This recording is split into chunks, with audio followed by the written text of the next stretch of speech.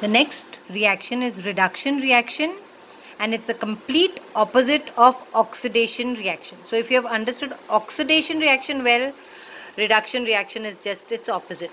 So we have seen that reduction reaction is nothing but when an element combines with hydrogen, that means it gains hydrogen, then it's called reduction reaction. Or opposite of gaining a hydrogen, that's loses oxygen, then also it's called reduction reaction. Or if it gains electrons, then it's also called reduction reaction.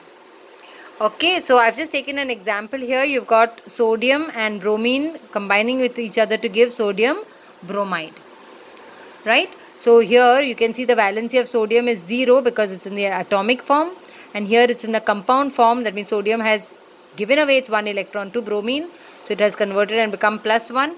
So since it has lost an electron, sodium is said to be oxidized, therefore this part is oxidation. Whereas in the same reaction you can see that bromine, which was an atomic form earlier, its valency is 0. It has now gained 1 electron, so since it has gained electron, we call it a reduction reaction. So if you've understood this, you would be able to solve question number 6 of page 46, and you'll be able to identify which is an oxidation and reduction reaction. The next thing we are going to see is redox reaction. Now if you see, I've written redox separately.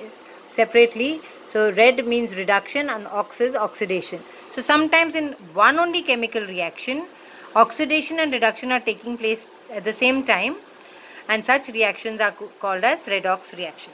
To understand this better, okay, we have here an example of copper oxide reacting with hydrogen. Now when copper oxide reacts with hydrogen, you get two products, copper, and oxygen leaves copper oxide and joins hydrogen to become water. So if we look at it, we can see copper oxide has turned and become copper. Earlier it had oxygen, now it has lost oxygen. Therefore, loss of oxygen or removal of oxygen is nothing but a reduction process. Whereas hydrogen was alone by itself, it has now become H2O, that means it has gained oxygen, and therefore it is getting oxidized, or it's oxidation taking place. So in one only reaction you have got reduction as well as oxidation. So this is an example of an oxidation and reduction reaction or redox reaction. Similarly, you've got rust Fe3O4 and hydrogen, they both react to give Fe and H2O.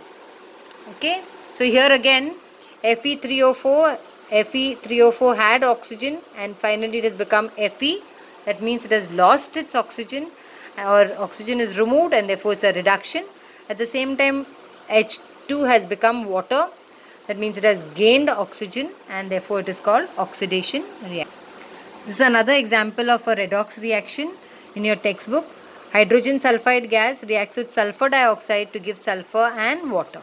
So you can very clearly see over here that H2S, this reactant had no oxygen. Finally it has become water.